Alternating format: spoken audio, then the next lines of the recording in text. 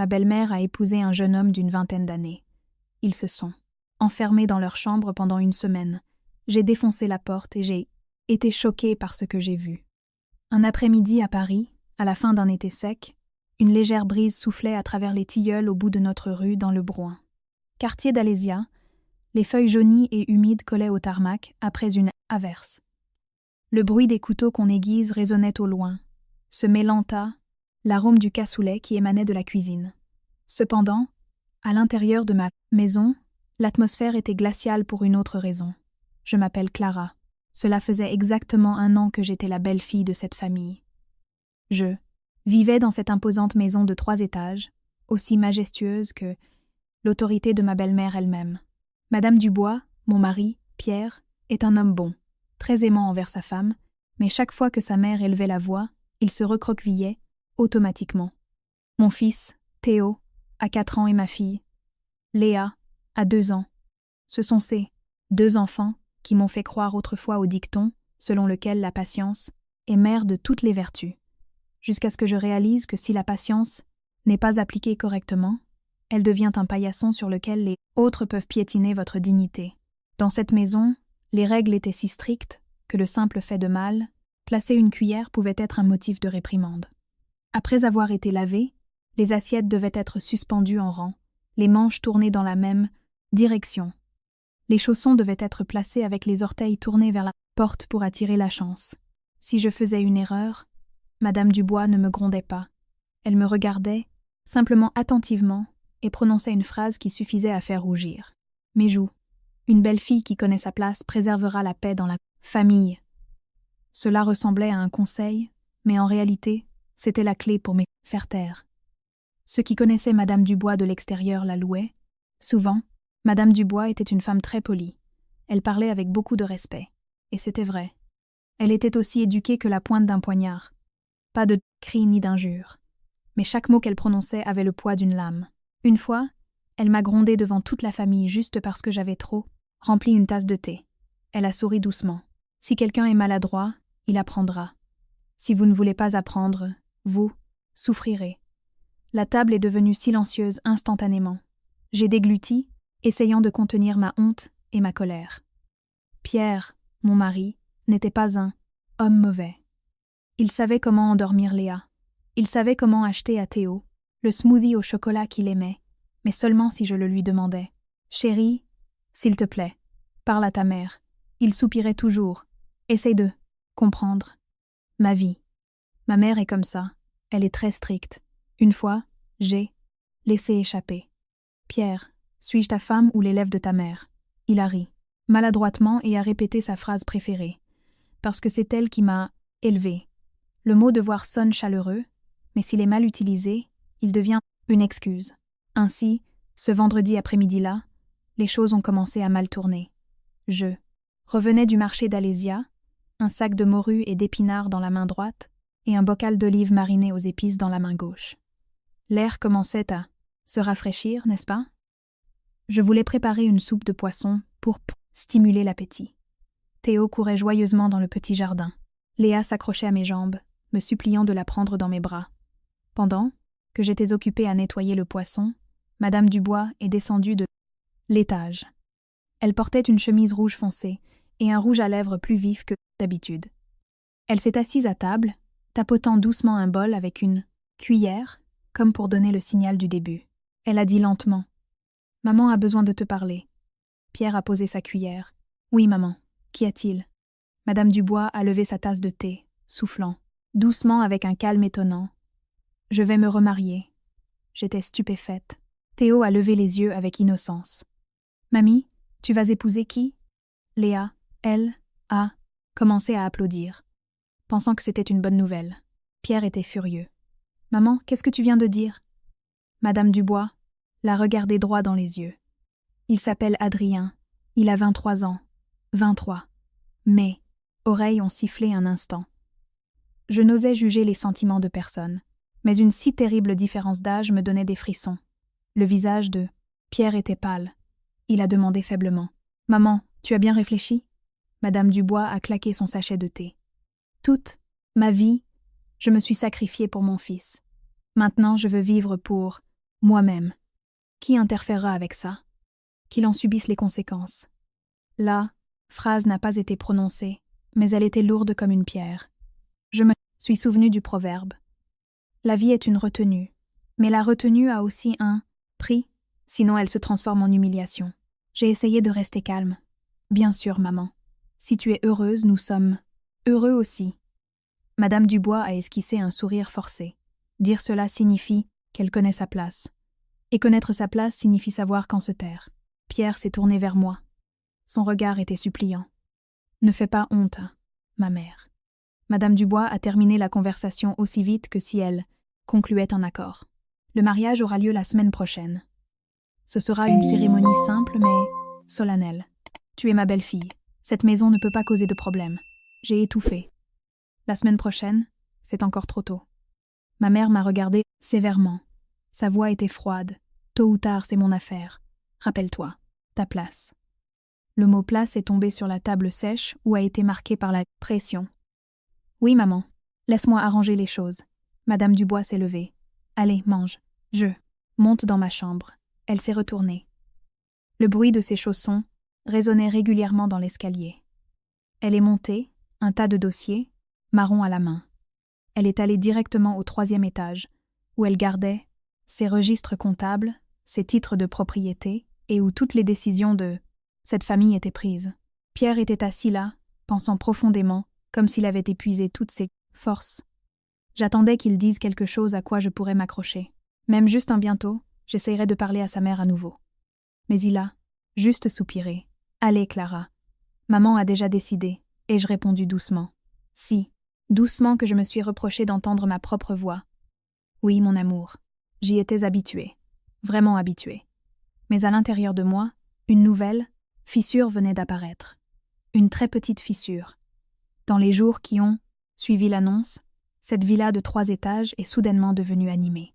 Des gens entraient et sortaient constamment. Le téléphone sonnait sans arrêt. Ma belle-mère était aussi affairée qu'un réalisateur de cinéma préparant son grand film.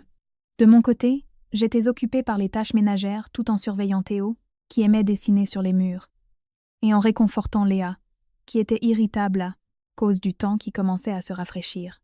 Pierre m'a donné une longue liste. Commander le traiteur, louer une tente pour le jardin, appeler les proches. Il parlait comme s'il me confiait des tâches spécifiques. Je l'ai regardé et j'ai demandé doucement. « Mon amour, tout cela ne te semble-t-il pas un peu étrange ?» Pierre a froncé les sourcils. « Ne dis pas ça. Maman a décidé. Faisons de notre mieux. Une rime à contre-cœur. Le mieux pour qui? Pour les autres? Ou pour la peur de ce qu'ils diront? » Entendant ce qu'il allait dire, Pierre a sursauté comme si je lui avais touché un nerf. Notre famille a une bonne réputation, n'est-ce pas? Le jour du mariage est arrivé. Le ciel de Paris était nuageux et un vent fort soufflait dans les rues. On dit que les vents hors saison apportent souvent des problèmes. Je n'y ai pas. Entièrement cru jusqu'à ce que je sorte dans le jardin et que je vois de longues rangées de voitures garées. La musique des haut-parleurs jouait à fond. Les membres de la famille riaient et parlaient joyeusement. Les tables étaient remplies de monde, et l'arôme du jambon de Bayonne, du fromage de chèvre et des croquettes fraîchement préparées se répandait dans toute la maison. L'atmosphère semblait joyeuse, mais j'avais l'impression d'être dans une salle d'interrogatoire. Madame Dubois est apparue dans une élégante robe de soie bleue, saphir. Ses cheveux étaient parfaitement coiffés en chignon, et son maquillage était plus prononcé que d'habitude. Partout où elle allait, les gens gardaient leur distance avec moi. Tante Monique, une parente du côté de mon défunt beau-père, m'a pris le bras et a chuchoté, assez fort pour que tout le monde l'entende. « Clara, ta belle-mère est merveilleuse, n'est-ce pas, épouser un homme si jeune ?» J'ai répondu avec la réponse habituelle d'une belle-fille. « Oui, tante, l'important, c'est qu'elle soit heureuse. » Tante Monique a ricané. « Oui, bien sûr. Normalement, les parents décident et les enfants obéissent.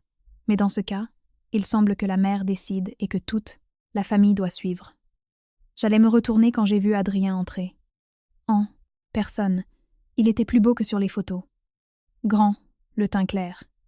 Les cheveux parfaitement coiffés et une chemise blanche rentrée dans son pantalon. Il portait un panier de fruits. Son sourire était parfait, sans exagération. Il s'est d'abord incliné pour salué Madame Dubois, puis son regard a balayé et s'est arrêté sur moi. Clara, n'est-ce pas? Adrien a souri. Sa voix était douce comme du coton. Je suis Adrien. Aujourd'hui, j'aurai besoin de votre aide, pour vous et Pierre, pour Madame Dubois et moi. Les mots Clara, signifiant en fait, sonnaient polis, mais je sentais qu'ils étaient très soigneusement choisis. Une salutation pour gagner la faveur des proches, pour montrer qu'il était un homme qui savait se comporter. J'ai hoché la tête, gardant mes distances. Oui, je suis Clara, faites comme chez vous. Adrien a légèrement haussé les sourcils, comme s'il avait saisi le tutoiement, que j'avais utilisé, et l'avait avalé. Il s'est approché de Pierre, tendant la main. Ravi de vous rencontrer, Pierre. Madame Dubois m'a dit que vous étiez un fils dévoué. Pierre lui a serré la main, avec embarras, riant maladroitement. Oui, ravi de vous rencontrer. J'ai observé les mains d'Adrien, les ongles parfaitement manucurés, une bague, brillante à son doigt. Elle ne ressemblait pas aux mains d'un travailleur, acharné.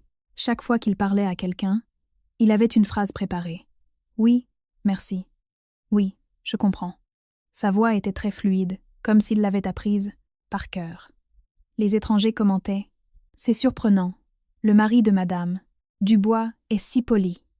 Pendant ce temps, dans ma tête, une seule phrase, douça, en devenir sirupeuse, résonnait. Attention à la crinière du cheval. Cérémonie fut brève, mais pleine de rituels qui rendaient Madame Dubois fière. Pendant le toast, il s'est tenu au milieu de la pièce. Sa voix était forte et claire. Toute ma vie, je me suis sacrifiée pour mes enfants.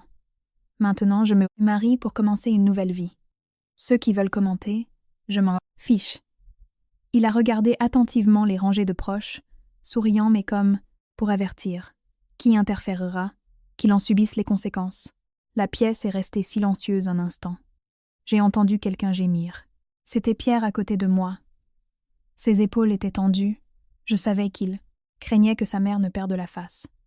Tellement peur qu'il en a oublié le rôle de sa femme dans cette histoire. Quand est venu le moment de nettoyer, elle était occupée à apporter une assiette de salade russe et à disposer des verres pour les invités. Adrien s'est approché, faisant semblant d'aider à soulever le plateau d'omelettes de pommes de terre, et a dit à voix haute « Clara, laisse ça. Je vais le faire. Tu dois surveiller les enfants. » Cette phrase lui a immédiatement valu des points. Mais son regard s'est rapidement tourné vers l'escalier. J'ai enregistré ce moment clairement. Ce n'était pas le regard curieux d'un invité, mais le regard de quelqu'un qui évaluait les capacités de quelqu'un. Il a regardé la rampe en bois, le plafond en plâtre, le coin de l'armoire en acajou près du mur où Madame Dubois rangeait habituellement ses clés et son courrier. Puis il a levé les yeux, regardant droit au premier étage, vers la porte de la chambre de Madame Dubois, la porte qui était fermée. Je suis passée, devant elle, un plateau à la main, ralentissant délibérément. Adrien pensait que personne ne le remarquait. Son sourire était toujours là, mais son regard s'est attardé un peu plus longtemps que d'habitude. Assez pour me donner des frissons. Pierre m'a entraîné dans la cuisine tandis que les invités trinquaient bruyamment. Ne fronce pas les sourcils comme ça, d'accord? Si les gens te voient, ils penseront que nous ne respectons pas ma mère. Lui, ai-je chuchoté. Mais, Pierre, tu ne vois pas comment il regarde notre maison? C'est comme s'il évaluait une propriété. Il a minimisé le problème. Tu y penses trop, il est jeune. C'est la première fois qu'il vient ici. C'est normal qu'il regarde autour de lui. Je l'ai regardé fixement. Il est normal de regarder les proches, les membres de la famille, pas d'entrée, et de regarder le 3e étage comme si on cherchait un coffre-fort. Pierre a froncé les sourcils. Clara, s'il te plaît, ne cause pas de problème. L'important, c'est que maman soit heureuse. Je n'ai pas discuté davantage. J'ai juste senti que la phrase « l'important », c'est que maman soit heureuse était comme un couvercle qui se refermait, mettant fin à tout ce que je disais. Vers la fin de la fête, les invités sont partis. Le jardin sentait encore l'encens, le vin. Adrien était assis seul près de l'escalier, jouant avec un briquet. Son regard était de nouveau fixé sur le 3e étage. Je suis passée. Il s'est retourné et a souri. Notre maison est très grande, n'est-ce pas, Clara? Il doit faire frais là-haut. J'ai répondu. Sec, frais ou pas, cela dépend du propriétaire. Adrien a ri doucement. Oui, je demande juste pour savoir, mais le mot savoir sonnait plus comme s'assurer. J'ai pris Léa dans mes bras, elle s'était endormie sur une chaise. Dans mon cœur, je me suis rappelé les paroles de ma grand-mère. Tu n'observes les gens que quand ils ne jouent pas la comédie. Adrien était un excellent acteur, mais ses yeux ne pouvaient pas mentir. Le matin après le mariage, je me suis levée plus tôt que d'habitude, non par diligence, mais parce qu'il y avait trop d'étrangers dans la maison. Je sentais le besoin de veiller moi-même. Le ciel était encore sombre et brumeux. Le vent s'infiltrait par les fentes des fenêtres, apportant un froid mordant. J'ai lavé du riz pour faire de la bouillie pour Théo et réchauffé du lait pour Léa. Mes oreilles entendaient encore des pas au premier étage. Adrien est apparu à la porte de la cuisine, vêtu d'un t-shirt propre et les cheveux soigneusement coiffés. Il a souri, Clara. Laisse-moi t'aider à laver les légumes. En disant cela, il a retroussé ses manches et a lavé les légumes avec une habileté étonnante, sans éclabousser une seule goutte d'eau. Son allure, parfaite dans les moindres détails, pouvait faire fondre le cœur de n'importe qui. Madame Dubois est descendue juste après. Son apparence était différente des autres jours. Son visage n'était plus froid, ses yeux n'étaient plus perçants.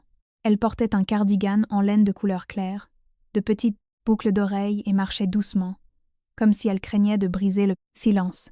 Elle a vu Adrien laver les légumes et a souri. Tu vois, un homme qui aide à la cuisine, c'est ça un mari attentionné. J'ai failli m'étouffer. Elle avait utilisé cette phrase pour réprimander Pierre quand il avait oublié de sortir les poubelles. Je suis restée silencieuse. C'était vrai. Les nouveaux venus sont toujours traités avec un traitement spécial, tandis que les personnes familières sont habituées à être surveillées. Pierre est descendu, a vu la scène, a poussé un soupir de soulagement, s'est tourné vers moi et a chuchoté. Tu vois comment était ma vie? C'est un homme bien. Je n'ai pas répondu immédiatement. J'ai juste regardé Adrien poser le panier de légumes juste au bord de l'évier, le devant tourné vers l'extérieur, comme si quelqu'un qui vivait ici depuis longtemps. Le petit déjeuner s'est bien passé. Adrien a spontanément partagé 2 cuillères de sa bouillie avec Léa. Léa a ri joyeusement et l'a serré dans ses bras. Madame Dubois a observé la scène avec des yeux brillants. Cet enfant s'entend très bien avec son beau-père. J'ai entendu le mot beau-père et j'ai frissonné, mais je suis restée silencieuse.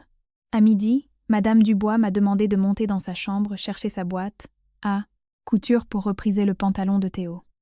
Je suis montée au premier étage et je me suis arrêtée devant la porte de sa chambre, une zone qui était auparavant interdite. Normalement, je me serais contentée de frapper et d'attendre, n'osant pas entrer sans prévenir. Aujourd'hui, la porte était ouverte et une nouvelle odeur flottait à l'intérieur.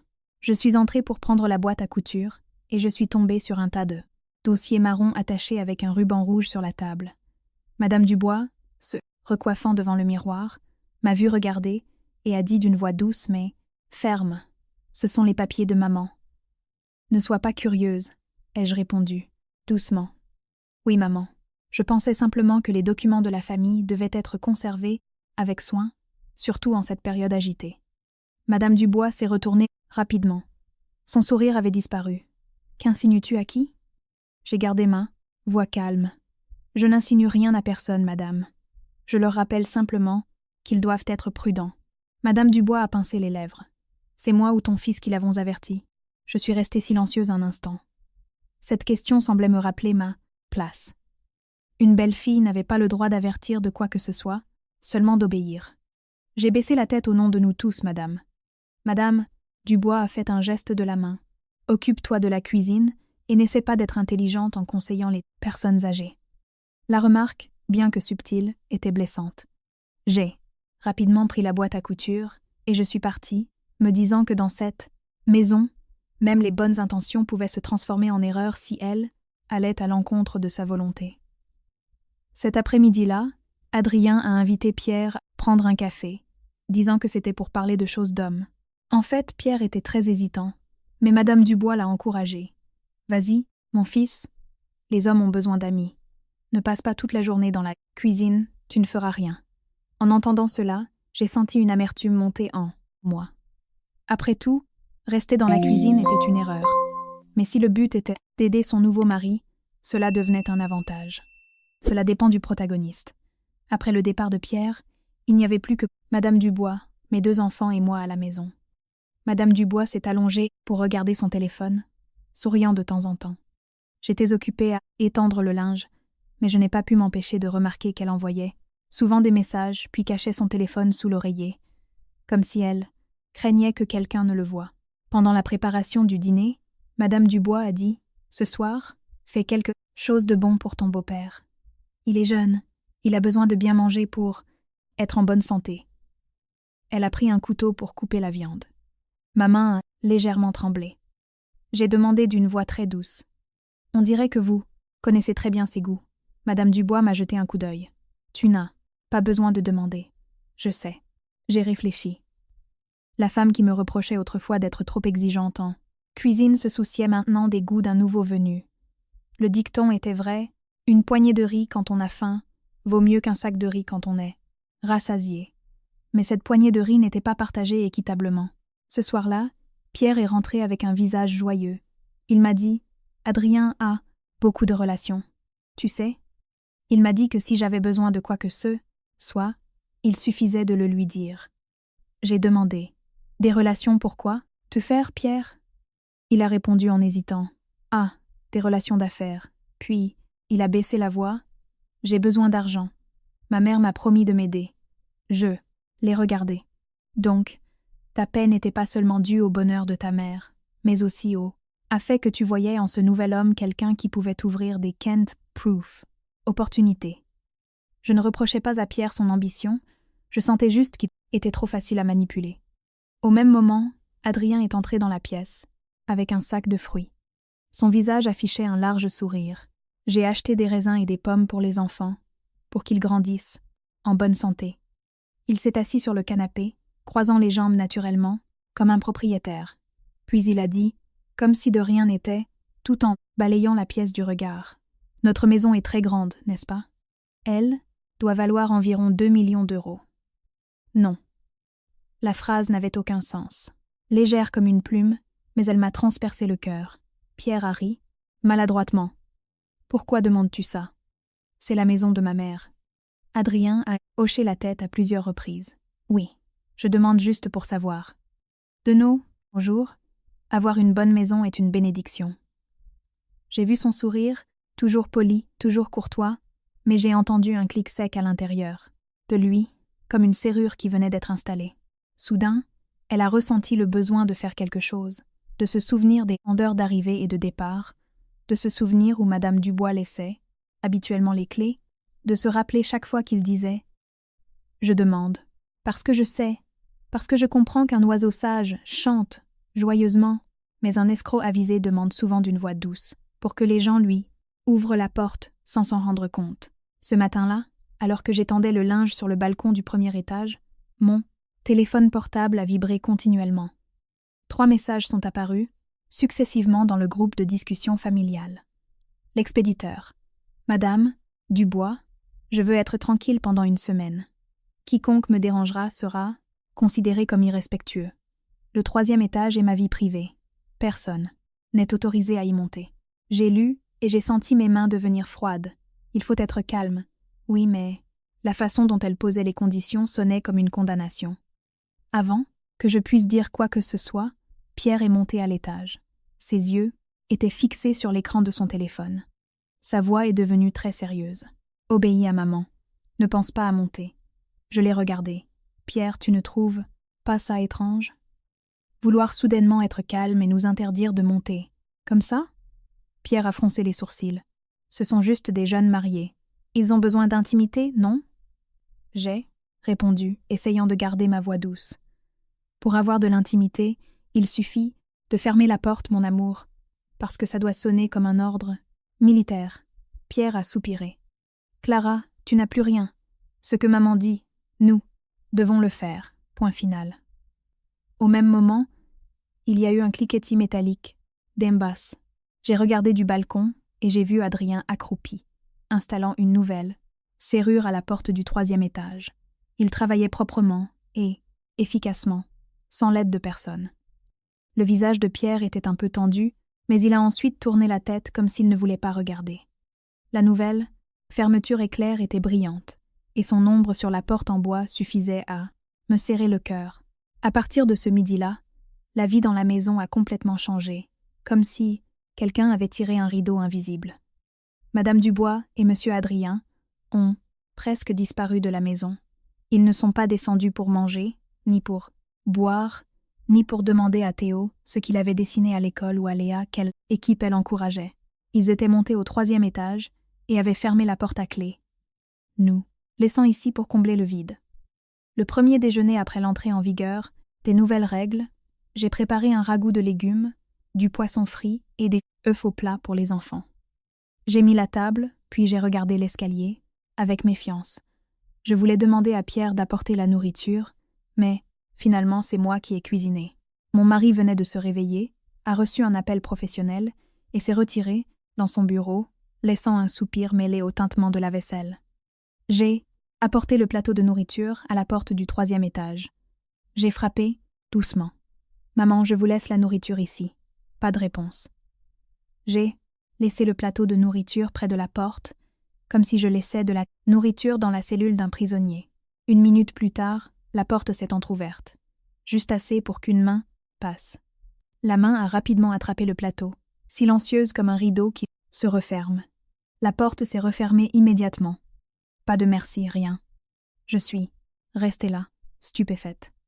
Pour la première fois depuis qu'elle était devenue sa belle-fille, je ne me sentais plus faire partie de la famille, mais juste une serveuse. En entrant dans la cuisine, Théo était assis, les genoux serrés. Il leva la tête et demanda « Maman, pourquoi mamie ne mange-t-elle pas avec nous ?» Léa fit aussi la moue. « Où est mamie ?»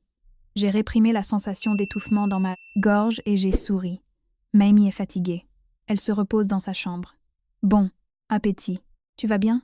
Maman va te donner du yaourt. » Théo pinça les lèvres. « Je veux que mamie me raconte des histoires. » Je me suis tournée pour faire la vaisselle. L'eau coulait, mais mon cœur était serré. Pendant toute cette semaine, notre maison a vécu à un rythme étrange, comme s'il y avait 2 mondes sous le même, toit sans jamais se croiser. Le reste de la maison était rempli du bruit des enfants, du déclic de l'autocuiseur quand le riz était cuit, et du bruit de mes chaussons qui allaient et venaient. Le 3e étage était silencieux comme une tombe. De temps en temps, on pouvait entendre le bruit de l'eau dans la salle de bain, des pas lourds et le cliquetis d'une clé comme un rappel. Ne franchissez pas les limites. Ce jalon lui échappait de plus en plus. Il partait plus tôt et rentrait plus tard. À la maison, il parlait moins, comme s'il craignait de dire quelque chose de mal. Une fois, je l'ai interrogé directement. « Mon amour, tu ne trouves pas ça étrange ? C'est ta mère. Pourquoi ne vas-tu pas lui demander ?» Pierre a froncé les sourcils. Maman a dit que personne n'était autorisé à monter. Tu veux qu'elle pense que je suis un mauvais fils ? J'ai ri tristement. Et moi ? Laisse maman penser ce qu'elle veut. Ce n'est pas grave. Tant que cette maison est en paix, ça va. Pierre est resté silencieux puis a changé de sujet, comme s'il recouvrait un tas de charbons ardents. Le 3e jour, j'ai remarqué un autre détail étrange. La nourriture que je laissais à l'étage n'était jamais gaspillée. Un jour, j'ai cuisiné un peu moins, pensant que c'était juste pour Madame Dubois, mais le plateau de nourriture était revenu complètement propre, y compris les fruits que j'avais préparés. Cela signifiait qu'il y avait 2 personnes qui mangeaient à l'étage, et que chacun mangeait une portion normale. La 4e nuit, le vent soufflait fort et les fenêtres vibraient. Théo dormait profondément. Léa venait aussi de s'endormir. J'étais en train de plier des vêtements quand j'ai entendu un bruit provenant du 3e étage. Pas le bruit de pas, mais plutôt le bruit d'un objet lourd traîné, suivi d'un bruit sourd sur le sol. J'ai eu froid, mon cœur battait la chamade. J'ai entrouvert la porte de la chambre et j'ai jeté un coup d'œil dans le couloir sombre. Une faible lumière émanait de l'escalier, allongeant les ombres et les rendant effrayantes. Un instant plus tard, il y a eu un autre bruit, sourd. Puis le silence. Je me suis tournée vers Pierre et je l'ai vu là, fixant son téléphone, faisant semblant de n'avoir rien entendu. Je l'ai doucement appelé. « Mon amour, tu entends quelque chose ?» Pierre a levé la tête et a répondu avec indifférence. « Maman nettoie sûrement, » ai-je demandé. « Nettoie quoi à cette heure de la nuit ?» Pierre a commencé à s'irriter. « Clara, ça suffit. N'exagère pas. À la fin, toi aussi tu seras fatiguée. » J'ai mordu ma lèvre. On dit qu'une Maison a besoin d'un toit, mais mon toit n'était plus en tuiles. Mais une fermeture éclair neuve et brillante. Cette nuit-là, je n'ai pas pu dormir. Le vent hors saison sifflait à travers les fentes des fenêtres. Le froid était mordant. J'entendais la respiration, régulière et calme de mes enfants, tandis que dans ma tête, seule l'image d'eux. La porte fermée au 3e étage, et la main soulevant le plateau de nourriture, comme pour cacher un secret, me venait à l'esprit. Je n'ai pas pleuré. J'ai juste senti une peur silencieuse grandir, persistante, comme la fumée de cheminée. Et j'ai compris que ce sentiment de calme n'était pas seulement cela. C'était un stratagème que les gens d'en haut préparaient pour manipuler toute la maison. Le lendemain matin, j'ai emmené Théo à son cours de dessin au bout de la rue, puis je suis revenue chercher Léa pour sa vaccination. L'air à Paris était frais, et les rues autour du marché d'Alésia étaient bondées. Les gens se pressaient pour acheter des légumes et du poisson. Le marchandage était bruyant, comme si tout le monde craignait de rater une occasion. J'avais peur aussi, mais pas d'être à court de légumes, mais de perdre ma tranquillité. Dès que je suis rentrée à la maison, en posant les courses, j'ai entendu le clic de la serrure au 3e étage. Adrien est descendu seul, un verre d'eau à la main. Il mâchait du chewing-gum bruyamment, m'a regardé et a souri poliment. « Clara, où emmènes-tu les enfants si tôt ?» J'ai répondu sèchement. « Faire quelques courses. » Il a juste marmonné. « Ah !» Puis il est allé directement à la porte d'entrée. Ses pantoufles frottaient sur le sol, produisant un bruit désagréable. Il n'a salué personne, n'a pas regardé l'hôtel avec la photo de mon défunt beau-père, ni le salon, contrairement au jour précédent. Quand j'étais encore dans la cuisine, ma belle-mère n'était pas là. J'ai préparé un déjeuner simple pour nous 3, de la bouillie d'œufs, poulet avec un peu de chou frisé. Léa était assise sur sa petite chaise, jouant avec sa cuillère. Elle marmonnait. « Papa, papa, je l'ai consolé. Papa travaille, Léa, bon appétit. » Mais j'avais l'impression d'avoir avalé une arête de poisson. L'après-midi, en nettoyant le comptoir de la cuisine, j'ai entendu le téléphone portable sonner dans le salon. Ce n'était pas mon téléphone, mais celui de Madame Dubois. Elle le laissait généralement sur la petite table. Elle le portait toujours avec elle, mais aujourd'hui, elle l'avait oublié. J'allais l'ignorer, mais il n'arrêtait pas de vibrer. L'écran s'est allumé, affichant une notification qui m'a glacé le sang. Transaction effectuée avec succès.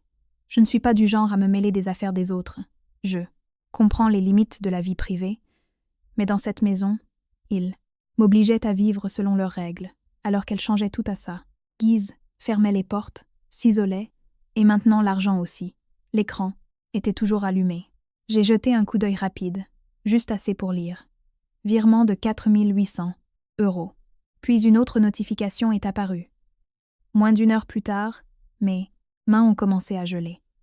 La sueur perlait dans mes paumes, bien que l'air fût plutôt frais. J'ai hésité quelques secondes, puis l'instinct maternel de protéger ma famille a prévalu. J'ai rapidement fait une capture d'écran, non pas pour nuire à qui que ce soit, mais au cas où quelque chose se produirait, pour que je ne sois pas celle qui parle sans preuve. Après avoir pris la photo, j'ai remis le téléphone à sa place. Mon cœur battait la chamade. J'avais à peine eu le temps de respirer que le téléphone a vibré à nouveau. Cette fois, une autre transaction. 3 900 €. Je me suis demandé d'où venait cet argent et à qui il était destiné. Au même moment, Pierre est arrivé.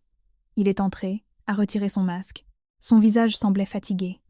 Je l'ai regardé un instant, essayant de garder ma voix normale. « Mon amour, ta mère fait beaucoup de virements en ce moment. » Pierre, qui buvait de l'eau, s'est arrêté. Pourquoi tant de questions? Je ne lui ai pas montré les photos directement. Je lui ai juste dit.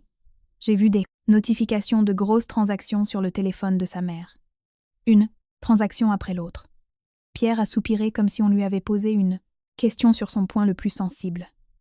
Sa mère donne de l'argent à Adrien. Ils viennent de se marier. Il a besoin d'acheter des choses. J'ai ri amèrement. L'allocation de Madame Dubois équivalait à mon budget de subsistance avec mes 2 enfants pendant plusieurs mois. J'ai continué à demander lentement. « Mon amour, tu te souviens, quand Léa avait de la fièvre et que je lui ai acheté du lait concentré, qu'est-ce que ta mère a dit ?» Pierre a froncé les sourcils. La vieille histoire se répète. J'ai regardé fixement. Le passé est vrai, mais les standards sont les mêmes. Il m'a reproché d'avoir dépensé quelques centaines d'euros supplémentaires, disant que c'était du gaspillage. Maintenant, des dizaines de milliers d'euros disparaissent, et c'est appelé une allocation. Pierre a posé son verre plus fort que nécessaire. Clara, ne dis pas ça. C'est l'argent de ma mère. Elle peut en faire ce qu'elle veut. J'ai essayé de garder ma voix basse pour que les enfants n'entendent pas. L'argent de sa mère ou l'argent de la famille. Pierre a tourné la tête. La maison est au nom de ma mère, donc elle a le droit d'en faire ce qu'elle veut. La phrase au nom de ma mère était comme un coup de couteau qui coupait tous. Mes arguments. Je suis restée silencieuse quelques secondes, puis j'ai posé la question que je craignais le plus. Tu demandes à ta mère de signer des papiers? Pierre a sursauté. Ses yeux clignaient rapidement. Qui t'a dit ça? Je ne tourne pas autour du pot. Je t'ai entendu parler au téléphone il y a quelques jours. Tu as besoin de capitaux, n'est-ce pas? Pierre s'est frotté le front. Sa voix s'est adoucie. Oui, je cherche des capitaux. Ce projet a besoin d'investissement. Maman a promis de m'aider en signant des papiers. J'ai demandé. Quels papiers? Pierre a répondu en hésitant. Des papiers? Commerciaux? J'ai ri. Mais cette fois ce n'était pas un rire amer, mais un rire froid. Tu dis que ce sont des papiers pour les affaires. Tout comme ta mère dit, qu'elle est très calme. Cela semble bon, mais personne ne sait ce qu'il y a à l'intérieur. Pierre a froncé les sourcils. N'insinue pas cela. Je me suis penchée vers lui, le regardant fixement. Pierre, tu as peur que ta mère se fâche ou qu'elle ne veuille pas signer. Pierre est resté silencieux. Son silence a répondu à ma question. Je me suis souvenu du proverbe ventre plein, cœur joyeux. Pierre avait besoin d'être rassasié pour que ses affaires prospèrent. Par conséquent, la loyauté envers sa femme était automatiquement mise de côté. Je ne lui reprochais pas d'avoir besoin d'argent. Je sentais simplement que mes enfants et moi étions dans une situation où nous devions compter sur la gentillesse des autres pour nous sentir en sécurité. Ce soir-là, j'ai donné le bain à Léa et je l'ai couchée. Théo s'est allongé à côté de moi et a demandé innocemment « Maman, mamie m'a-t-elle acheté des jouets ?» J'ai eu la gorge serrée et j'ai caressé ses cheveux. « Si Théo est sage, tout le monde l'aimera, » ai-je dit. Mais au fond de moi, je savais que, dans cette maison, l'affection était parfois jugée en fonction du côté où vous trouviez. Quand la maison est devenue silencieuse, j'ai regardé la photo que j'avais prise. Les chiffres étaient aussi clairs que de la peinture fraîche. Je me suis demandé, si l'argent continue d'affluer comme ça, un jour il ne demandera pas seulement une allocation, mais aussi la maison. J'étais assise seule sur le bord du lit, écoutant le vent s'infiltrer par les fentes des fenêtres. Dehors, dans la rue, le bruit des voitures diminuait, mais à l'intérieur de ma maison, quelque chose résonnait que personne n'osait nommer. Je ne voulais pas devenir une belle fille méfiante, mais je ne pouvais pas non plus être aveugle. Dans ce monde, l'intelligence ne l'emporte pas toujours sur la sincérité, mais trop de sincérité au mauvais endroit est parfois une forme de stupidité. L'anniversaire de la mort de mon beau-père a toujours été un jour important dans cette famille. Il était décédé il y a longtemps, mais sa photo était toujours placée en évidence dans le salon, à l'endroit le plus visible, de sorte que quiconque entrait devait s'incliner un instant. Madame Dubois considérait ce jour comme un test de discipline. S'il manquait un plat aux offrandes, elle me regardait comme si j'étais une belle fille qui ne respectait pas les traditions.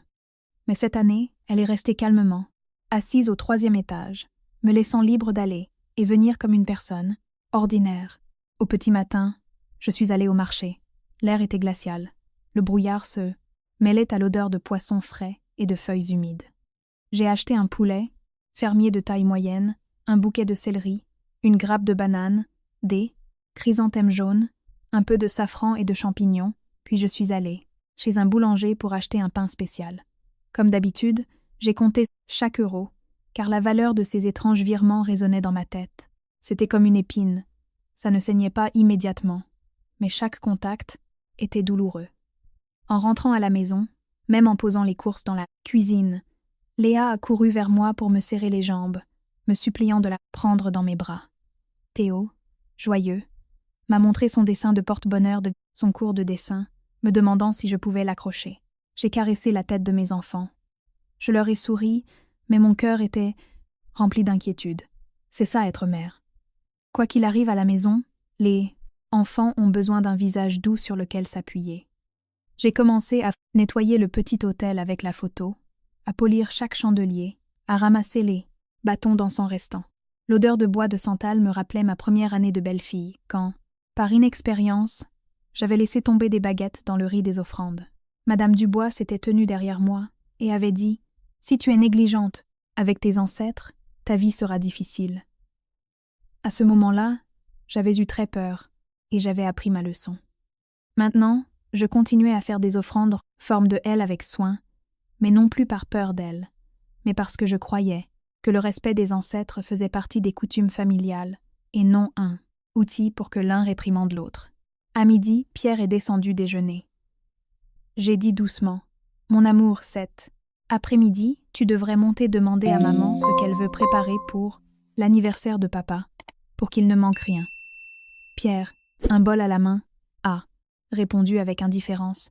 « Si maman veut demander, elle peut monter. » Mais maman nous a dit de ne pas la déranger. Je l'ai regardé. Aujourd'hui, c'est l'anniversaire de ton père. Lui demander une seule chose est déjà un signe de respect. Pierre a froncé les sourcils. Il se prépare comme chaque année.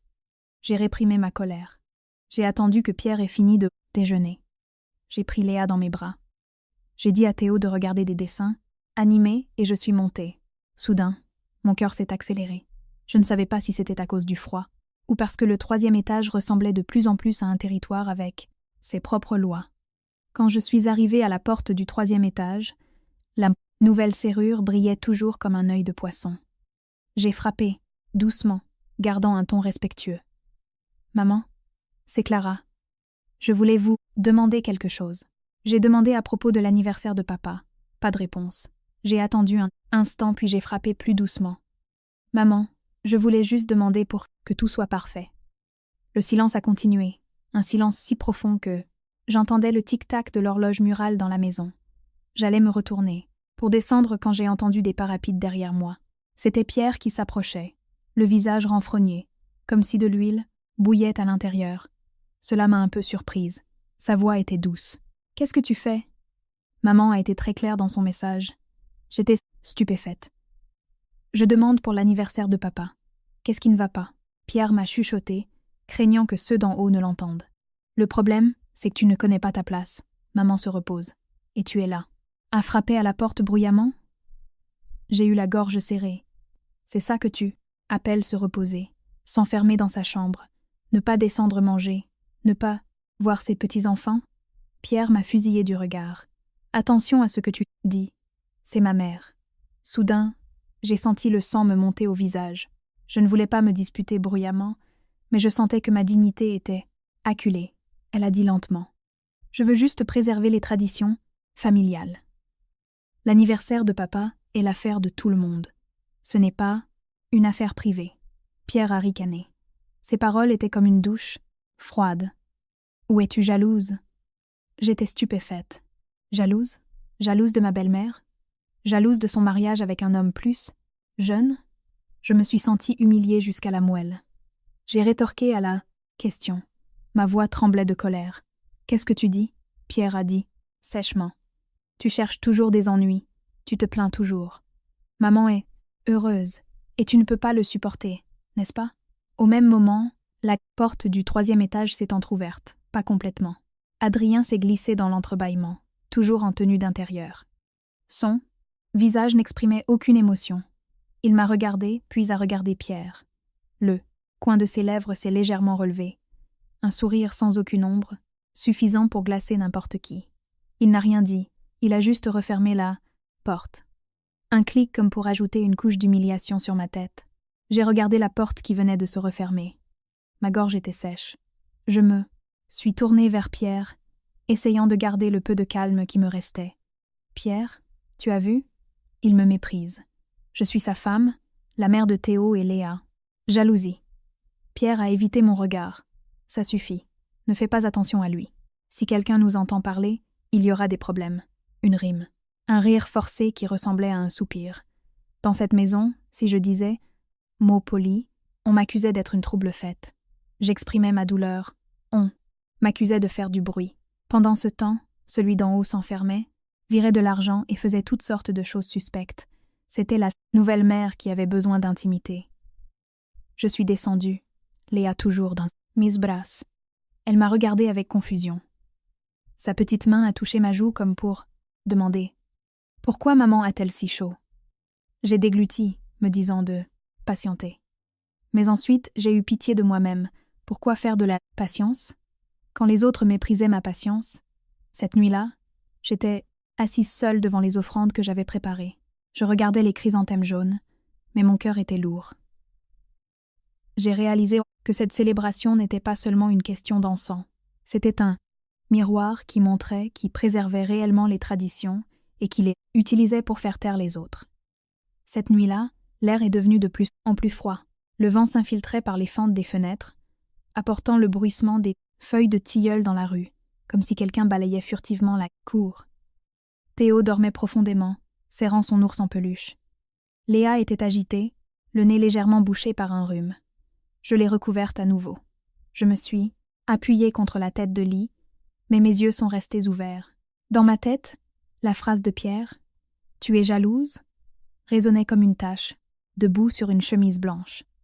Cela ne déchirait pas la chemise, mais c'était humiliant. J'ai essayé de l'avaler. J'ai essayé d'ignorer les paroles emportées par le vent, car les problèmes de couple doivent être réglés en privé.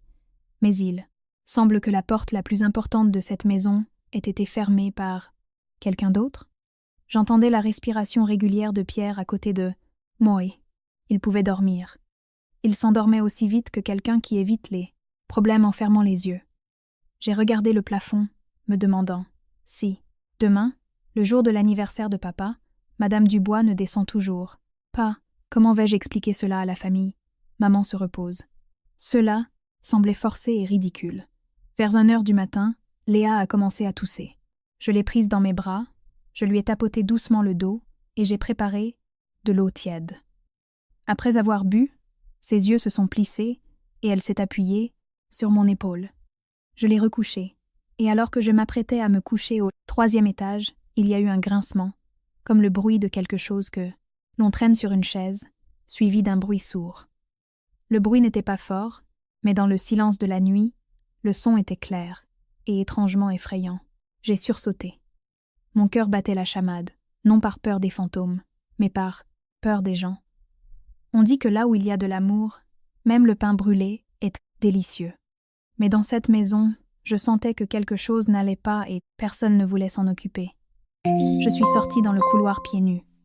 Le carrelage était glacé, assez pour me réveiller complètement.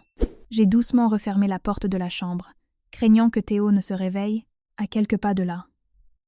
J'ai entendu quelqu'un parler. Je n'ai pas compris les mots, mais c'était la voix grave et traînante d'un homme, comme s'il donnait des ordres. J'ai retenu mon souffle et je suis montée silencieusement dans l'escalier. Je me suis arrêtée à mi-chemin du 1er étage. De là, tout ce que l'on pouvait voir n'était que l'obscurité et l'ombre de la bacon, rampe en bois. Je n'osais pas continuer. Dans la vie, il faut savoir quelle est sa place. À ce moment-là, je n'avais besoin d'en savoir assez que pour protéger, pas pour entrer dans la gueule du lion. La voix de Madame Dubois, descendue d'en haut, faible et hachée. J'ai déjà fait ça. Qu'est-ce que tu veux de plus? J'étais stupéfaite. La façon dont il utilisait, le mot tu 2e personne du singulier, informel était si étrange. Là, personne qui se désignait toujours comme maman ou je devant tout le monde, pourquoi utiliserait-elle tu maintenant? J'ai eu des frissons. La voix d'Adrien a répondu immédiatement. Sa voix n'était pas forte, mais elle était froide. Tu signes les papiers et je les annulerai. Le mot supprimé sonnait comme une lame de rasoir. J'ai entendu chaque mot qu'elle a prononcé si clairement que j'ai voulu grincer des dents. Madame Dubois sanglotait, essayant de se retenir, mais les larmes coulaient quand même. S'il vous plaît, ne supprimez pas. Je ne peux pas le supporter. Dans l'obscurité, je me suis agrippée à la rampe. Ma poitrine s'est resserrée. Une femme qui avait passé sa vie à soigner son image, qui valorisait l'opinion des autres plus que la nourriture. À ce moment-là, elle a dit « Je ne peux plus supporter ça ». Cela signifiait qu'il la poussait au bord du gouffre. Adrien a ri doucement, un rire sans aucune pitié. « Tu ne signes pas? Demain matin, tu seras célèbre partout. » J'ai eu l'impression d'être aspergée d'un seau d'eau glacée. 4 mots qui sonnaient doux, mais dont le sens était clair pour tout le monde. À l'âge de Madame Dubois, l'honneur était plus important que l'argent. Une seule, Mauvaise rumeur suffisait à ruiner toute sa vie. La voix de Madame Dubois tremblait. « Je t'ai déjà viré l'argent. »« Qu'est-ce que tu veux de plus ?» Adrien a répondu, sa voix monocorde comme s'il lisait une liste. « L'argent est l'argent, la maison est la maison. Signe les papiers pour que la maison soit à mon nom. Si vous voulez vivre en paix, obéissez. » J'ai serré les lèvres, essayant de ne pas faire de bruit. Après tout, les documents de transfert que j'avais vus n'étaient que la partie émergée de l'iceberg. En dessous se trouvaient les titres de propriété de la maison. Je me suis souvenu du regard d'Adrien vers le 3e étage le jour de leur mariage. Je me suis souvenu du dossier marron. Tous les morceaux du puzzle se sont soudainement mis en place, de manière effrayante. Madame Dubois, la voix tremblante, a dit « Si je signe, vous effacerez tout, n'est-ce pas ?» Adrien a ricané. « Après que vous ayez signé, je garderai la vidéo pour que vous ne vous réveillez pas. » Mon sang a bouilli. Il l'a forcé à signer, et il garderait quand même la preuve. Cela signifiait qu'il n'y avait plus d'échappatoire, seulement un nœud coulant qui se resserrait de plus en plus. Madame Dubois sanglotait. « Je suis ta belle-mère. Je ne peux pas. » Adrien l'a interrompu brusquement. Sa voix était pressante. « Belle-mère ou propriétaire, pour moi c'est la même chose. Tu as juste besoin de savoir une chose. » Qu'est-ce que je dis ? J'ai aussi dit dans ma tête. La phrase résonnait. Le sort s'est retourné. Mais où est mon arme quand dans cette maison, je ne me considère pas plus qu'une servante ? J'ai pris une profonde inspiration, essayant de me calmer. La colère à ce moment-là ne ferait qu'avantager celui qui détient le pouvoir. À l'étage, le bruissement des papiers a résonné, suivi du bruit d'un stylo, tapotant sur la table. Adrien a parlé lentement et clairement, comme s'il apposait un sceau. « Tu signes ceci et ceci aussi. N'exagère pas, » a supplié Madame Dubois. « Donne-moi du temps. » Adrien a ri à nouveau, cette fois d'un ton satisfait. « Du temps ? Je vous donne jusqu'à demain. Si vous ne signez pas, demain matin, vous serez célèbre. » J'ai fermé les yeux un instant. Le mot célèbre sonnait comme une blague, mais c'était une menace de mort, une menace pour la réputation, une exploitation de l'opinion publique. Soudain, j'ai compris. Pourquoi Madame Dubois s'était comportée de manière si étrange ces derniers jours. Parce qu'elle était enfermée dans une cage invisible. Plus elle se débattait, plus il souffrait. J'ai reculé d'un pas, craignant que, si je restais trop longtemps, il ne me découvre. Mes jambes tremblaient, mais mon esprit était parfaitement clair. Je ne pouvais pas monter défoncer la porte, ni en parler à Pierre à ce moment-là, car sans preuve solide, il m'accuserait d'avoir tout inventé. Et Madame Dubois, en panique, a tout nié. Je suis retournée dans ma chambre, fermant la porte aussi doucement que possible, comme si de rien n'était. Allongée à côté de Théo, j'ai regardé mes 2 enfants dormir. J'ai senti mes yeux chauffer. Je n'ai pas pleuré. J'ai juste senti une décision se former en moi, froide et claire, comme un couteau bien placé. On dit que ceux qui marchent beaucoup la nuit rencontrent des fantômes. Mais je me suis rendu compte que les fantômes ne sont parfois pas dans la rue. Ils peuvent être assis dans votre maison, parlant doucement aux autres, puis utilisant 2 mots, dignité et respect, pour étrangler ceux qui y vivent. Le lendemain matin, après m'être réveillée en entendant la conversation au 3e étage, j'ai eu l'impression d'avoir avalé une pierre. L'air du début de l'automne était frais. La cuisine n'était pas encore chaude, mais mon cœur était glacé. J'ai préparé du lait pour Léa, un bol de céréales pour Théo. J'ai essayé de faire en sorte que tout paraisse normal pour que les enfants ne voient pas les fissures dans les yeux de leur mère. Vers 9 heures, Adrien est descendu discrètement. Il portait un débardeur, un short et des thons. Son apparence était très différente de la chemise blanche impeccable qu'il portait le jour du mariage. Il n'a salué personne, a juste jeté un coup d'œil autour de lui, puis a relevé la tête. « Écoute, nettoie la chambre. Pourquoi laisses-tu la chambre si poussiéreuse ?» Je me suis redressée. Une serviette à la main, j'ai répondu. Ma voix était assez forte pour être entendue. La maison a des petits-enfants, elle prend facilement la poussière. Je nettoierai quand j'aurai le temps. Adrien a mâché son chewing-gum, souriant d'un air suffisant. Un peu de temps. Si tu es à la maison toute la journée, es-tu vraiment si occupé ? La phrase était douce mais quelque peu insultante. Être à la maison à s'occuper de 2 jeunes enfants, cuisiner, nettoyer, les emmener et les ramener. Et il parlait comme si j'étais assise là à ne rien faire. Je l'ai regardé droit, dans les yeux. Je suis occupée à être une mère, et je suis la belle-fille, pas la bonne. Adrien a plissé les yeux. Sa voix s'est abaissée, un ton menaçant, déguisé en douceur. Oserez-vous dire cela devant votre belle-mère avant qu'elle ne réponde? Mon téléphone a vibré. Un message de Madame Dubois m'était directement adressé, pas au groupe entier. Monte à l'étage, prends les vêtements d'Adrien à laver. Il a sali un pantalon. Lave-le bien pour qu'il ne sente pas. J'ai lu le message et j'ai été sidérée. Pour qu'il ne sente pas. Cela sonnait comme un ordre du maître à la servante, pas une demande de la belle-mère à la belle-fille. J'ai montré l'écran de mon téléphone à Pierre, qui venait de descendre. Je pensais qu'il trouverait ça étrange. Mais Pierre a juste jeté un coup d'œil, rapide, puis a dit avec indifférence. Si maman demande pourquoi se faire du tout mal, je l'ai regardé avec incrédulité. Ça ne coûte rien? Pierre a soupiré. Clara, nous vivons ensemble. Si maman demande, je lui dirai. N'exagère pas. J'ai prononcé une phrase qui m'a laissée amère. Pierre, tu veux que je serve ton beau-père? Le visage de Pierre s'est assombri, instantanément. Attention à ce que tu dis. J'ai ri maladroitement. Attention. À ce que je dis signifie que je dois baisser la tête et laver les vêtements de celui qui m'a menacé hier soir. Pierre a été surpris, mais au lieu de lui demander ce qu'il menaçait, il a choisi la voix familière. Il a baissé la voix, comme pour calmer un enfant. Tu tournes en rond. Continue. Ne cause pas de problème. La maison est calme, ai-je demandé lentement. Calme. Pour qui? Pierre a froncé les sourcils. Calme pour ma mère. Tu viens de te marier. Tu as besoin d'un environnement agréable. J'ai regardé Adrien. Il était assis en tailleur sur le canapé, absorbé par son téléphone, portable. Ses lèvres affichaient un sourire comme s'il regardait une émission de télévision. J'avais l'impression d'être piétinée. J'ai pris une profonde inspiration pour éviter de dire quoi que ce soit d'autre que je ne voulais pas, que ma fille entende dans une dispute d'adulte. Je suis montée au premier étage, vers le panier à linge, comme indiqué dans le message. Devant la porte, la serrure était toujours là, mais la porte était ouverte. Je suis entrée et j'ai eu l'impression d'être dans un endroit qui ne m'appartenait pas. À l'intérieur de la pièce, Madame Dubois ne m'a pas regardée. Elle était de dos. Sa voix était froide. « Lave-le bien. N'oublie pas de ne pas tacher les vêtements blancs. » J'ai répondu. « Oui, maman. » Une courte phrase pour sauver les apparences. Mais dans mon cœur, je me souvenais du dicton.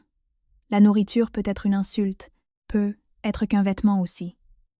S'il devait jouer le rôle de serviteur, là, bas, je mettrais les vêtements dans la machine à laver. Mes mains tremblaient. Adrien est passé et a dit une phrase comme s'il m'aidait. « J'ai un peu de patience, Clara.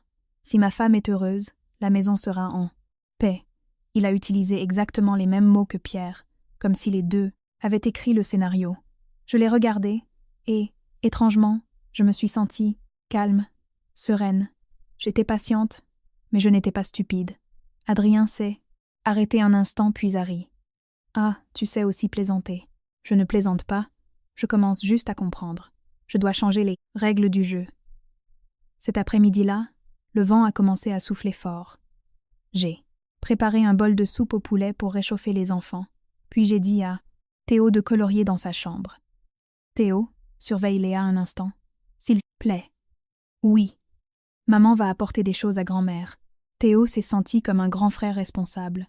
Léa serrait un petit oreiller, ses yeux étaient endormis. Je n'ai pas fait semblant d'être une chercheuse. J'ai pris un plateau de thé chaud et quelques tranches d'orange. Boire du thé était une coutume de Madame Dubois. Les personnes qui se soucient, beaucoup de leur image apprécient souvent les choses qui respectent les règles. Je pensais que pour lui parler, je devais utiliser la méthode qu'elle connaissait. Politesse. Le 3e étage était silencieux. La porte de la chambre de Madame Dubois était entr'ouverte. Je me suis tenue dehors et j'ai frappé doucement. « Maman, c'est Clara. Je vous apporte du thé chaud. Silence. » Mais contrairement aux autres fois, j'ai entendu un très léger soupir, comme quelqu'un qui essayait de retenir ses larmes. J'ai attendu un instant puis j'ai poussé la porte juste assez pour voir. Madame Dubois était assise, le dos tourné vers la fenêtre. Ses épaules étaient affaissées, ses mains froissaient un foulard de soie.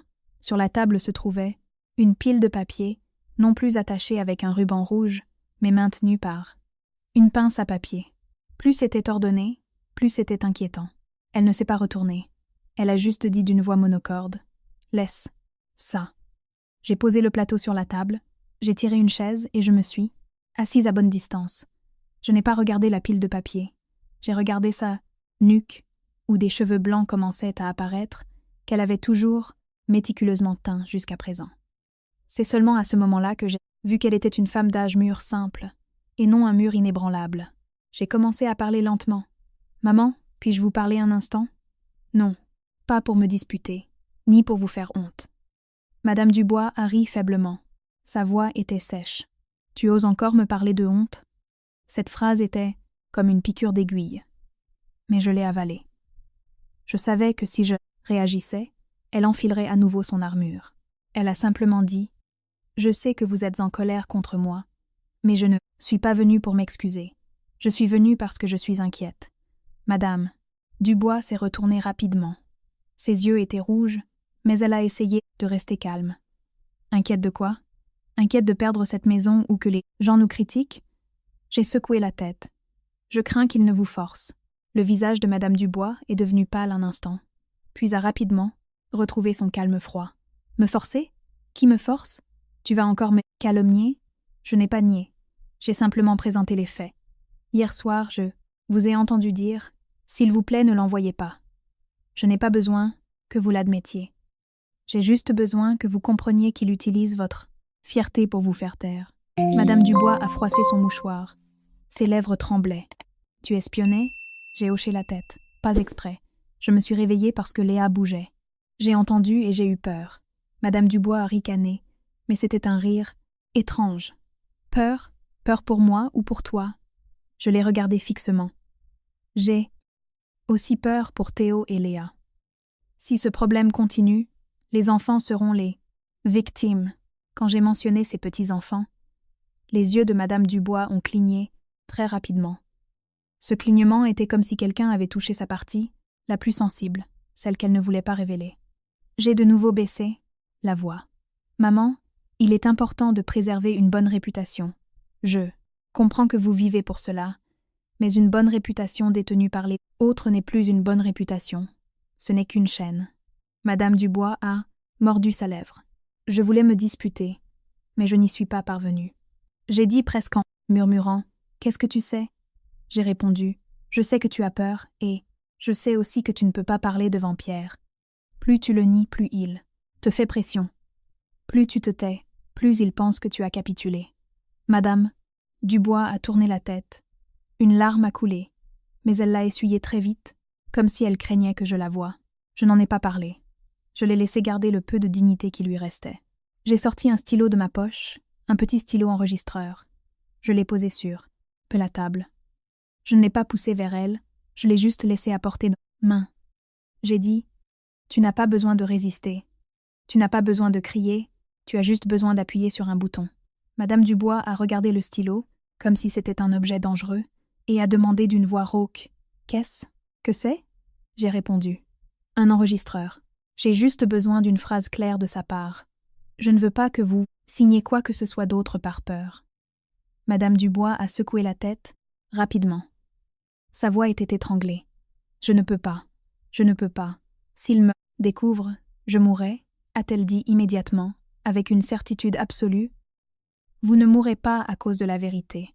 Vous ne mourrez qu'à cause du silence. » Pour la première fois, Madame Dubois m'a regardée attentivement, me considérant comme une égale, et non comme une belle-fille sous son autorité.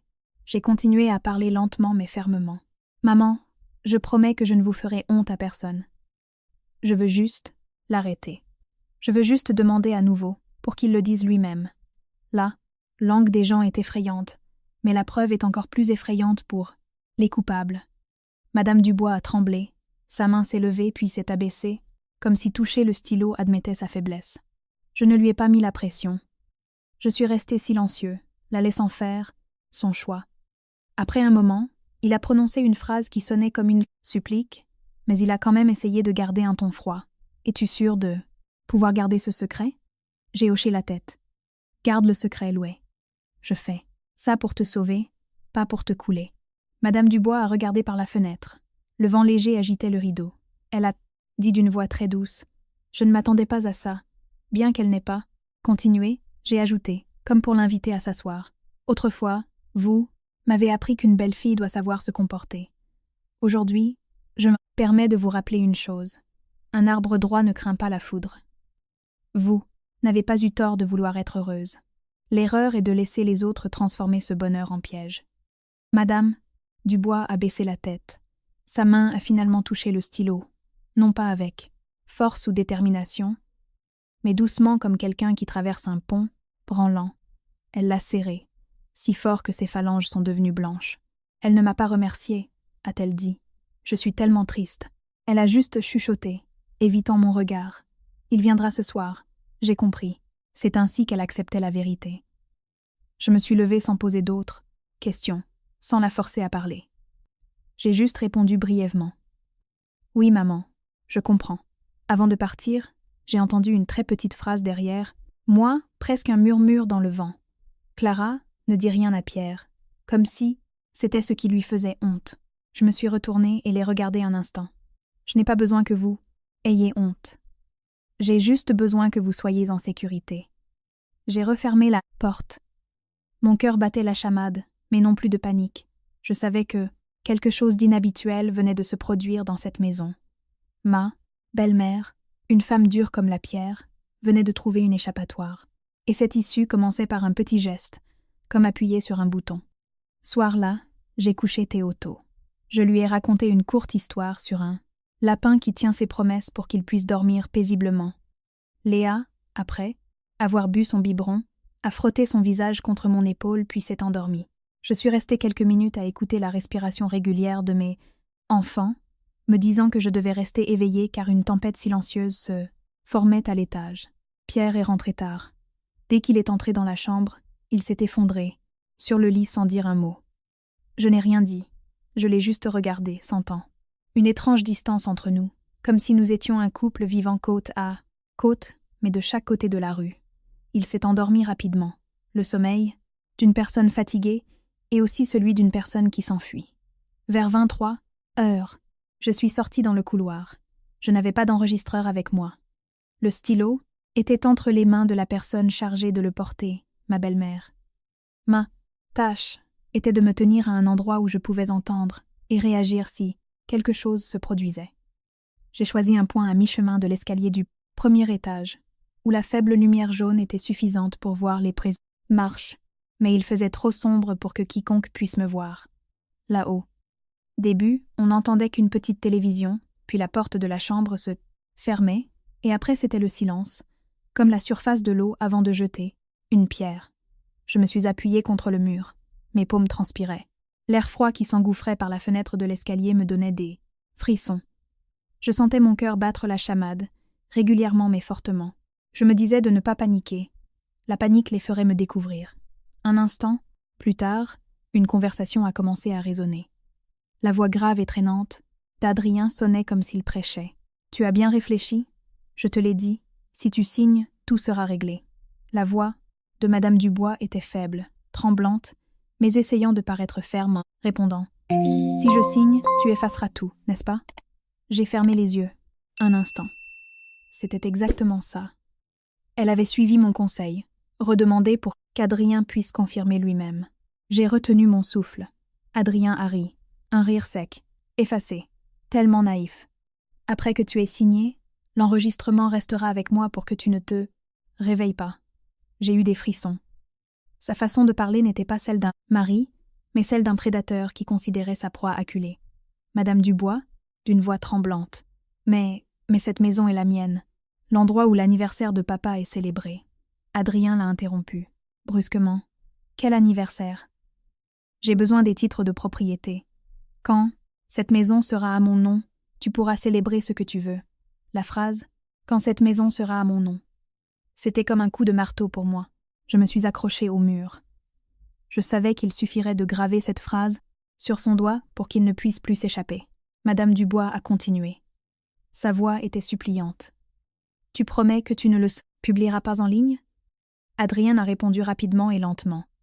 Mot pour mot, comme une malédiction silencieuse. « Si tu ne signes pas demain matin, tu sera viral sur Internet. Je ne plaisante pas. J'ai senti mes yeux chauffer, viral sur Internet. Pour une femme qui valorisait sa dignité plus que sa vie, c'était une mort sociale.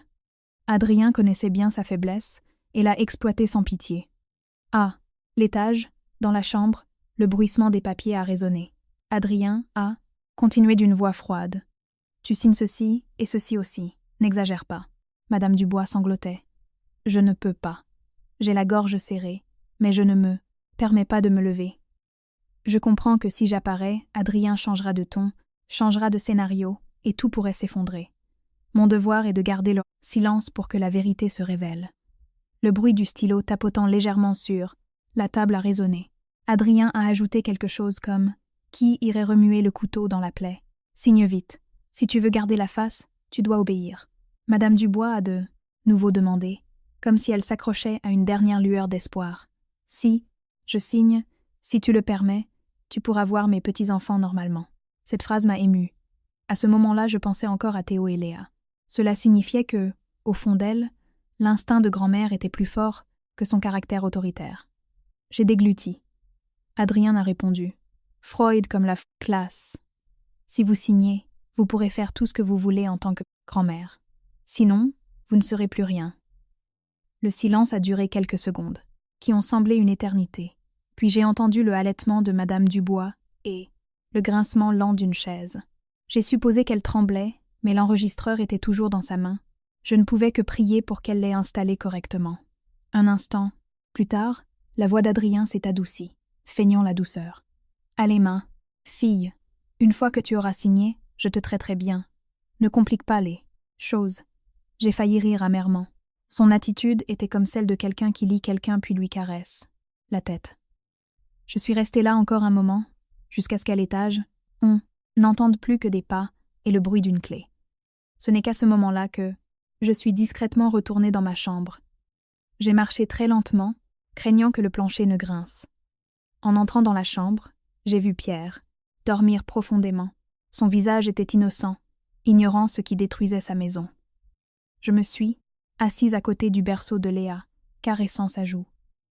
Les mots que je venais d'entendre résonnaient clairement dans ma tête. Cette maison est à mon nom. Si tu ne signes pas, demain tu seras célèbre sur Internet.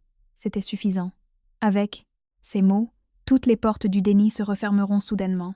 Et je savais que demain, il n'y aurait plus de dispute entre la belle-fille et la belle-mère. Dans cette pièce, demain sera le jour où la vérité se révélera d'elle-même, sans que j'aie besoin de crier le moindre mot.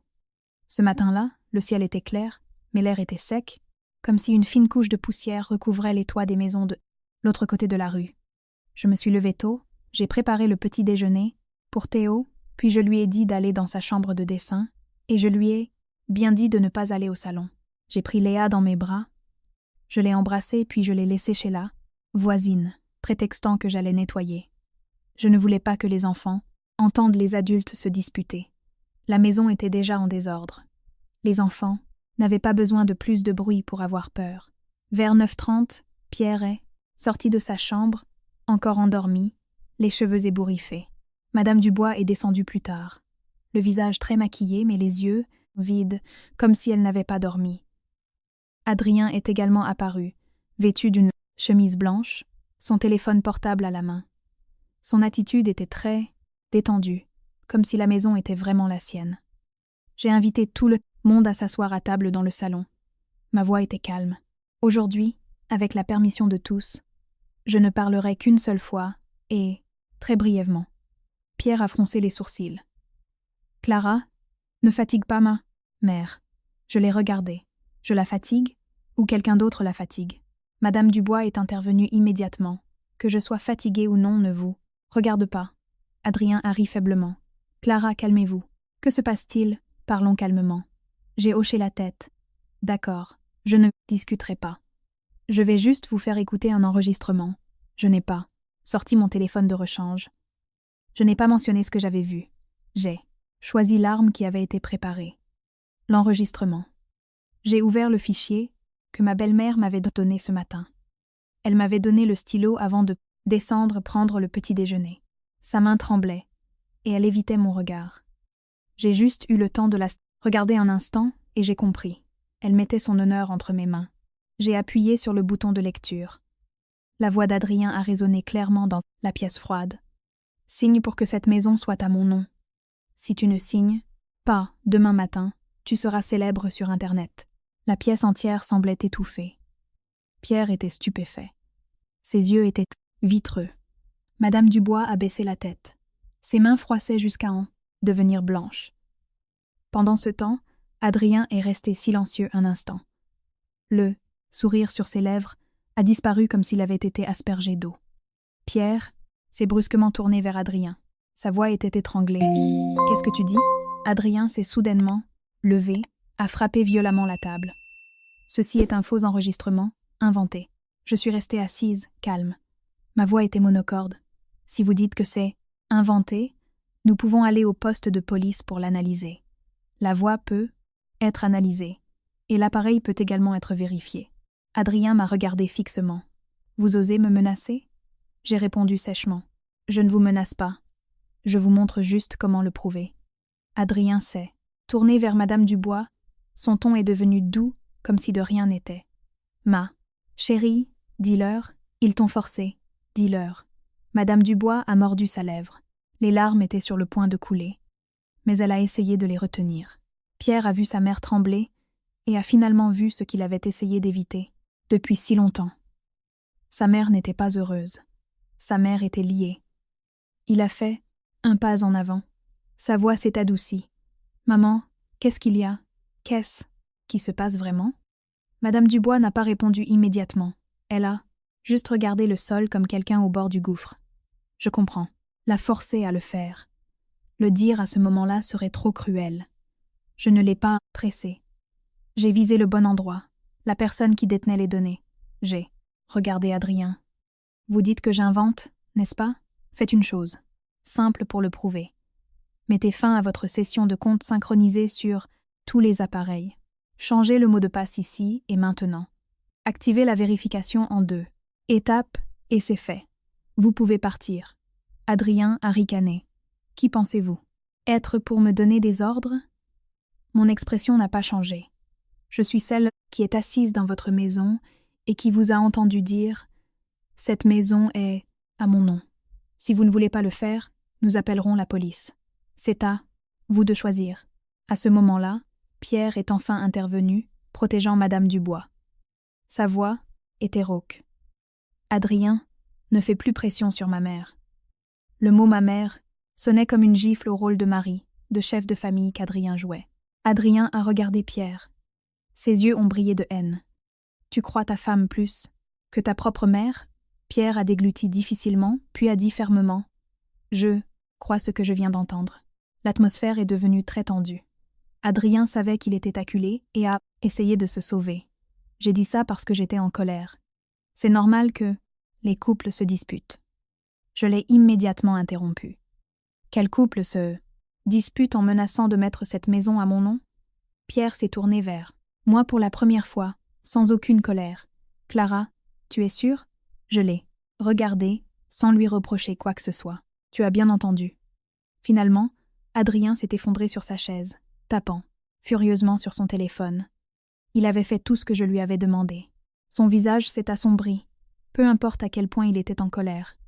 J'ai juste continué à regarder l'écran pour être sûr. Déconnexion, changement de mots, de passe, activation de la vérification. Je lui ai demandé une autre chose. Videz toutes les poubelles, vérifiez-les. Appareil connecté. Adrien a grincé des dents et a obéi. Ses lèvres étaient serrées comme s'il venait d'avaler du fer rouge. Quand il a eu fini, il a jeté son téléphone sur la table et s'est levé. Satisfait? J'ai hoché la tête. Satisfait.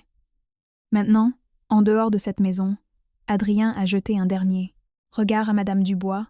Son regard n'était plus doux, seulement rempli de colère. Puis il a pris les clés et est parti.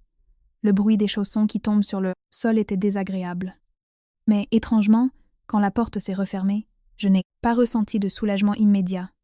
Seulement un vide immense là, où auparavant, une ombre lourde pesait sur toute la maison. Madame Dubois est restée silencieuse. Soudain, il a éclaté en sanglots. Ce n'étaient pas des larmes feintes, mais les larmes de quelqu'un qui avait échappé de peu à la mort. Pierre était stupéfait. Ses lèvres tremblaient. « Maman, je suis désolée, je n'ai pas eu le temps de m'excuser. Je me suis juste levée, j'ai versé un verre d'eau tiède, puis j'ai sauté devant Madame Dubois. Ma voix était très douce. Buvez un peu de cette. Oh maman, cela vous aidera à vous calmer. Dans cette pièce, pour la première fois, j'ai vu comment le pouvoir changeait de direction, non par des cris, mais par un court fragment de vérité enregistré, suffisant pour rendre tout déni inutile. Après que la porte se soit refermée, la maison est devenue si silencieuse qu'on entendait le tic-tac de l'horloge murale. Madame Dubois sanglotait, ses épaules tremblaient. Pierre se tenait à ses côtés, comme s'il venait de se réveiller d'un long sommeil. Ses yeux étaient rouges, mais il n'osait pas toucher sa mère, et il se sentait épuisé, mais il devait garder l'esprit clair. Sauver quelqu'un du criminel n'était que la moitié de la bataille. L'autre moitié était d'empêcher la maison de s'effondrer à cause des fissures intérieures. J'ai tiré une chaise et je me suis assise en face de Madame Dubois. Ma voix était douce. « Maman, maintenant, réponds-moi une chose. Avez-vous signé des papiers ?» Madame Dubois a levé son visage gonflé et a secoué la tête, rapidement. « Non, je n'ai rien signé. Il m'a forcé hier soir. J'avais tellement peur. » En entendant cela, le visage de Pierre est devenu encore plus pâle. Elle a baissé la tête. Sa voix était rauque. « Maman, pourquoi ne me l'as-tu pas ? » « Dis » Madame Dubois sanglotait. « Le dire pour quoi faire ? Pour que tu puisses me mépriser ? Pour que toute la famille se moque de moi ? Toute ma vie, j'ai toujours préservé ma bonne réputation. Je préférerais subir l'humiliation, seule. » Cette phrase m'a émue. Je détestais la façon dont elle m'avait traitée auparavant, mais je comprenais aussi qu'une bonne réputation était parfois un bouclier qui finissait par blesser celui qui le portait. Pierre s'est tourné vers moi. Sa voix était grave. « Clara, je suis désolée. J'ai été stupide. » Je l'ai regardé un instant, puis j'ai dit franchement et sans émotion. « Votre position était fausse. Quand ils me méprisaient, vous êtes tu. Quand ils ont forcé votre mère, vous vous êtes tu aussi. Le silence, tue, et nous avons failli perdre cette maison. » Pierre a dégluti et a hoché la tête. Sans se disputer, Madame Dubois a essuyé ses larmes et m'a regardé longtemps. Cette fois, ce n'était pas un regard interrogateur, mais le regard de quelqu'un qui avait une dette de gratitude. Elle a dit d'une voix étranglée. « Clara, je suis désolée. » 2 mots. Des excuses de la bouche de Madame Dubois. C'était quelque chose que je n'aurais jamais imaginé. Je n'ai pas répondu. Elle avait perdu. J'ai juste dit ce qu'il fallait dire. « Maman, ne laissez plus personne vous prendre par le cou. À partir de maintenant, tout ce qui concerne les papiers et l'argent dans cette maison devra être transparent. » Madame Dubois a ressenti cela et a soudain paniqué, comme si elle se souvenait de quelque chose. « Et l'enregistrement ? Vous comptez le porter à la police ?» Pierre m'a regardé. Son regard exprimait à la fois la peur et la supplication. Je comprenais ceux qu'il craignait. Pas Adrien, mais les commérages des voisins, les moqueries, des proches et la bonne réputation de la famille ternie. Il a parlé lentement, pour que chaque mot soit rassurant. « Je ne veux pas vous faire honte, mais je ne suis pas assez stupide pour rentrer les mains vides. Ne vous inquiétez pas, maman. Je le garderai précieusement. Au cas où il reviendrait, Madame Dubois a tremblé. Le garder ? Comment ? J'ai répondu. Je ne le révélerai pas. Je ne le dirai à personne. Je ne garderai cette preuve que, et je demanderai à un ami d'en garder une autre copie. Si tout se passe bien, nous ferons comme si rien ne s'était passé. » Madame Dubois a poussé un soupir de soulagement. Puis ses larmes ont coulé à nouveau. « Je t'ai causé beaucoup de problèmes. » Je l'ai regardé et j'ai dit sincèrement « Oui, tu m'as causé beaucoup de problèmes. Mais cette fois je ne t'aide pas, parce que je suis gentille avec toi. Je t'aide parce que je ne veux pas que Théo et Léa grandissent dans une maison qui cache quelque chose de sale. » Pierre a baissé la tête. Je sais que cette phrase fait mal, mais la douleur de se réveiller, meilleure que le confort de l'aveuglement. Les jours suivants, Madame Dubois n'a plus fermé la porte du 3e étage à clé. Elle ne m'a plus demandé de laver les vêtements de qui que ce soit. Elle a marché dans la maison plus calmement, moins critique, moins attentive à la cuisine. Pierre a commencé à faire ses propres tâches ménagères. Emmener Théo à l'école, donner le bain à Léa. Le soir, il s'asseyait avec moi, pour plier les vêtements. Ses mains étaient maladroites, mais il était très méticuleux. Un jour, il s'est assis à côté de moi dans la cuisine. Sa voix était douce.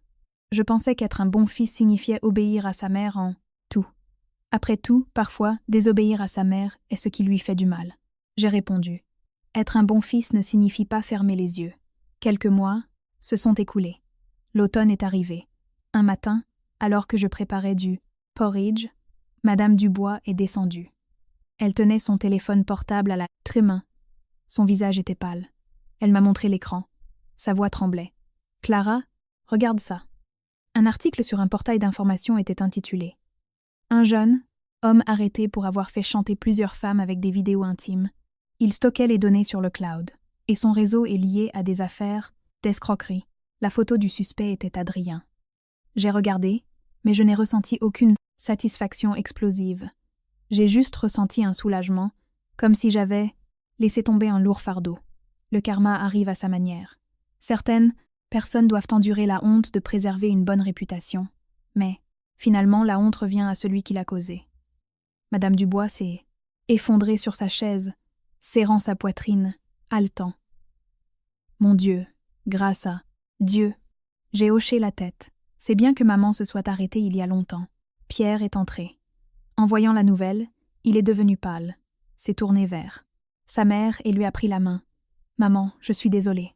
Je suis vraiment désolée. » Madame Dubois a pleuré, mais cette fois ses larmes étaient plus légères, les larmes de quelqu'un qui avait accepté la vérité. Cette nuit-là, l'air était froid. Le vent s'infiltrait par les fentes des fenêtres. J'étais en train de plier des vêtements quand j'ai entendu un léger coup à la porte de la chambre. J'ai ouvert la porte et j'ai vu Madame Dubois. Elle tenait un bol de soupe au poulet chaude. L'odeur était délicieuse. Elle semblait mal à l'aise. Elle a évité mon regard. « Clara, je t'ai fait de la soupe au poulet. Mange un peu pour te réchauffer. » J'étais stupéfaite. Un bol de soupe au poulet, mais pour moi, c'était comme une deuxième excuse, silencieuse. J'ai accepté avec une boule dans la gorge. Madame Dubois a rapidement tourné la tête, comme si elle craignait que je ne voie sa faiblesse. J'ai apporté le bol de soupe au poulet dans la chambre, je l'ai posé sur la table de chevet, et j'ai regardé mes deux enfants dormir profondément. Dans mon cœur, le silence cette fois n'était plus aussi lourd qu'une serrure. C'était le silence de quelqu'un qui avait traversé une tempête, de quelqu'un qui savait ce qu'était la dignité et ce qu'il devait vraiment protéger dans cette vie. Chers amis, il y a des choses que nous croyons faire pour protéger notre image, mais en réalité, elles nous ligotent. La dignité est très précieuse, oui, mais ne laissez personne en faire une corde, et que l'on soit belle-fille ou mère, épouse ou fille, nous avons tous besoin de limites, de sagesse, et, cette fois, du courage de nous tenir debout pour que la famille puisse vraiment être un lieu de paix. Monsieur,